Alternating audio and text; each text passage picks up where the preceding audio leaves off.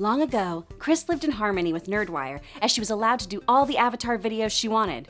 But then, everything changed when producer Brett attacked. Brett, destroyer of my happiness, made me watch the live-action Last Airbender movie, a movie that I walked out of back in 2010. Did I enjoy it upon this full viewing almost a decade later? Did I learn to let go of my hate? Are you on Cactus Juice? No, of course not! I'm Kris Carr, and today I'm talking to you about that dumpster fire that is the live-action Last Airbender movie. Before I talk about the movie that the creators of Avatar have officially chosen to pretend doesn't exist, let's focus on something positive. Our awesome supporters on Patreon! Especially our super nerd sponsor of the day, Albert Chacon. Thanks to patrons like Albert, NerdWire gets to keep making videos.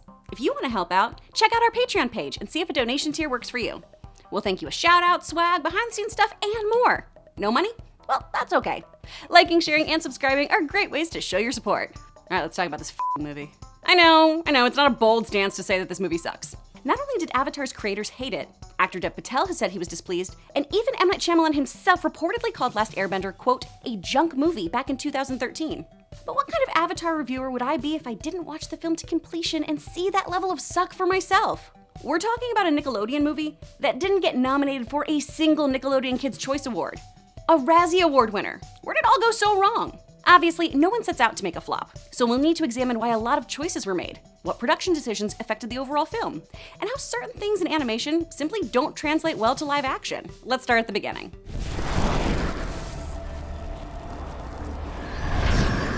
Honestly, the first 30 seconds of this film were great. Reworking those logos to fight the elements? Rad. Look at Paramount and Nickelodeon get the respective water and firebending treatment. What an awesome way to set the tone. We get the bending opening we all know and love, which already I know some people have opinions on. It's styled in the exact way the cartoon is, but many feel the look is just off. After seeing elemental bending in action, we then get this weird monologue with a vaguely Star Wars-style papyrus scrolling text. I know adaptations should, adapt, but that monologue of Katara's is seared into every Avatar fan's brain. If it ain't broke, don't fix it. Or in this case, botch it. The four nations, water, earth, fire, and air nomads lived amongst each other in harmony. This first film was supposed to encompass all of Book 1, Water. Fans of the Avatar series know that there are 20 episodes packed into that first season. These episodes cover lore, elemental bending, world building, genocide, and establish the characters of our core team Avatar. According to IMDb, the first draft of the Last Airbender screenplay followed these episodes much more closely, but would have clocked in at a 7-hour runtime. This makes me feel way better about the length of my Avatar recap videos. Obviously, 7 hours for a film, let alone a Nickelodeon one, was out of the question. So the script was whittled down. Audiences had the four nations explained to them in that new monologue. White Inuit Gran, in her best Katharine Hepburn voice, tells her white Inuit grandkids that the Fire Nation went against the wishes of the spirits and the spirit world. And we get a condensed, watered-down version of why the Fire Nation is just so darn bad. The Fire Nation doesn't wish to live by the spirits. That's why they are so frightened by the existence of the Avatar. Back to these inconsistently whitewashed characters. In the film, the background actors who appear in the Southern Water Tribe all appear to be Inuit people, with casting choosing to give speaking roles to only the Caucasian actors. This seems like a particularly odd choice, as Shyamalan supposedly learned about Avatar: The Last Airbender because his daughter dressed up like Katara for Halloween. Representation is important, and his daughter gravitated to a strong, kick-ass girl who she could see herself as. Casting white actors as Asian characters, while casting Indian and Iranian actors as the villainous Fire Nation, left a bad taste in many fans' mouths before the film was even released.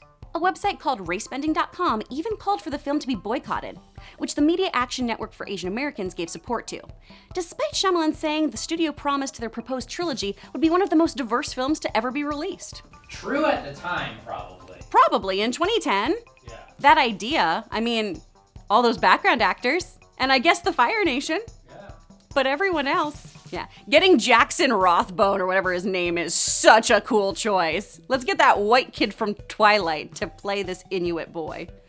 He's like 10 years older than the character too. Shyamalan and company also made the decision to shift to what was said to be more, quote, culturally accurate pronunciations of the characters' names. Aang became Ong. Sokka became Sokka. Iroh became Iroh. There was even the Avatar, which makes me feel like I should be holding a Cruella de Vil-style cigarette. The Avatar. The Avatar. The Avatar. And I'm the Avatar. And I know, this is pot kettle, guys, because with my accent, I botch pronunciations all the time. I went to Texas public school.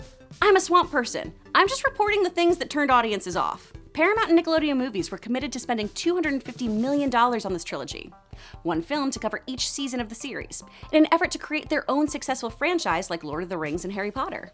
And keep in mind the year of this release, 2010. James Cameron's own Avatar was released, and there was a huge push for films to go 3D in an effort to compete.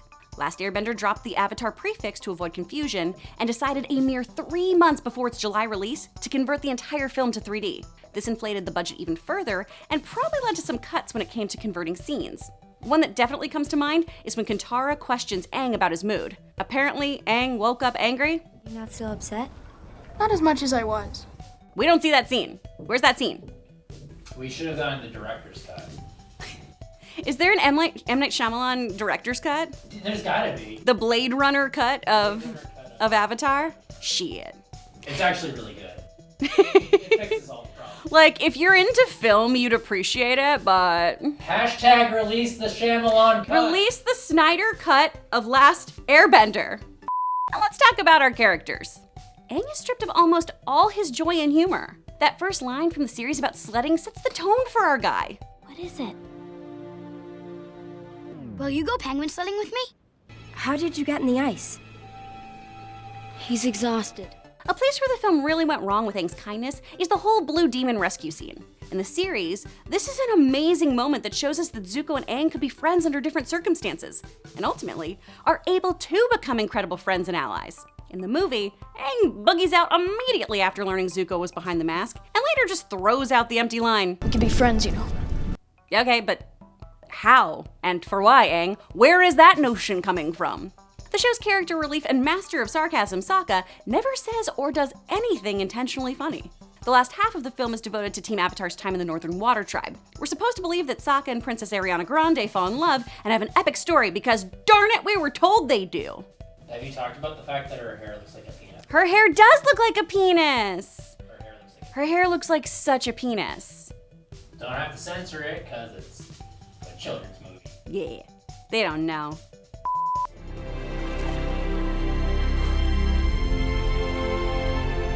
Have you been here all night?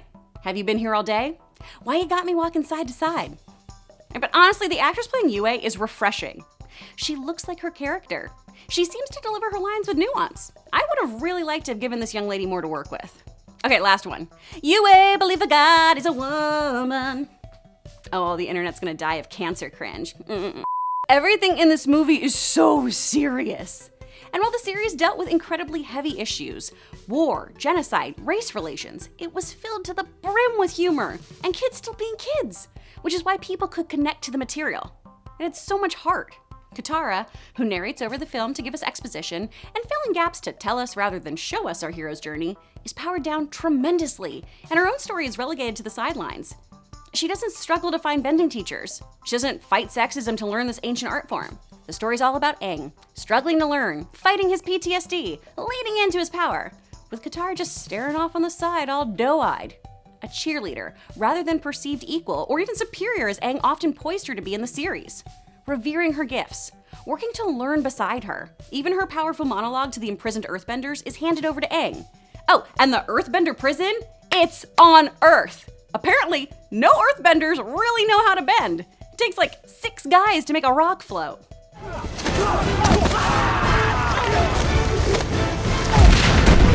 Asif Manvi of Daily Show fame plays Commander Zhao, who's relegated to B-list villain at best. We depend on him to learn plot points, what the Fire Nation is up to, why they're up to it, kind of. I mean, basically Zhao is made a lackey to the Fire Lord rather than the constant menace the gang and Zuko are fighting in Season 1. He throws some snarky comments Zuko's way and still tries to kill Zuko for reasons, but he comes off like he's barely a threat. Zuko himself barely gets any dialogue or screen time, and Scar is far less pronounced. A seriously bad choice, since that literal mark of shame is a brand tied to his honor. In one of the more bizarre choices the film makes, they decide that firebenders cannot create fire, but rather need a fire source. Except Iroh, he can shoot fire out of his hands because why the fuck not? He's making fire out of nothing! We learned that Sozin's comet, which isn't coming for 3 years, will gift all firebenders with this fire creation ability. The 3 years thing does make sense. You're making 3 films, it pads your timeline, but it also takes away all sense of urgency. Aang had 3 months to master the elements. 3 years feels a little more feasible.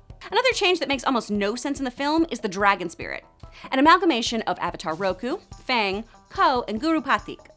Not sure why we don't want those great nuanced characters or bits of Aang's life in there, but cool. If you aren't familiar with the series, I honestly believe you'd be confused AF watching this movie. The story makes little to no sense, dialogue is clunky, the delivery wooden, and even a lot of bending and action sequences are stale and boring. If you're gonna cast a kid as gifted at martial arts as Noah Ringer, let his action sequences shine. Instead, we shoot his moves from far away or halt their flow with slow motion effects. But if we're listening to dialogue, we're shoved into an uncomfortably close close-up of the actors' faces. After finally viewing the film in full, I'm left wondering, who was this made for? If you have the answer to that, let me know in the comments below. I honestly would love to hear arguments in defense of this film. Let me know what you think of this Fire Island Players version of the events of Avatar: The Last Airbender. For more videos, click to the left of my face or check us out on Roku or Plex. Thanks again to all of our patrons, and thank you for watching. See you, Space Cowboy.